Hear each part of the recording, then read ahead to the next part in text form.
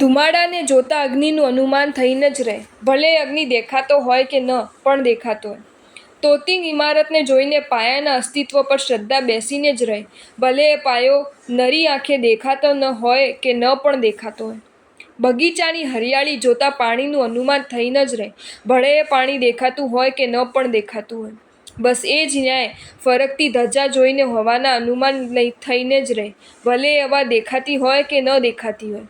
આ ધજા એક અતિ મહત્વની બાબત તરફ આપણું ધ્યાન દોરતા એટલું જ યાદ કરાવે છે કે, દોસ્ત, મારા ફરકતા રહેવાનો તમામ યશ જો હવાને ફાળે જાય છે, તો તારી પાસે રહેલ તમામ પ્રકારની અનુકૂળતાઓનો યશ પુણ્યકર્મના ફાળે જાય છે. આ હકીકતને પળભર માટે વિસરતો નહીં. યાદ રાખજે, આંખેથી ન દેખાતો ને બુદ્ધિમાં ના બેસતું એવું ઘણું બધું આ જગતમાં બનતું રહે છે અને અસ્તિત્વ ધરાવે છે. એવો અહંકારી ન બન્યો રહેતો કે મને જો ન દેખાય કે ન સમજાય એનું હું સ્વીકારું જ નહીં. એમ તો તારામાં બુદ્ધિ છે, એ ક્યાં તને કે અન્યને દેખાય છે? જો તમને આ વિડીયો ગમ્યો હોય તો આ વિડીયોને લાઈક કરો અને મારી ચેનલ જૈન ફેક્ટ્સ એન્ડ સ્ટોરીઝને સબસ્ક્રાઈબ કરો. ધન્યવાદ.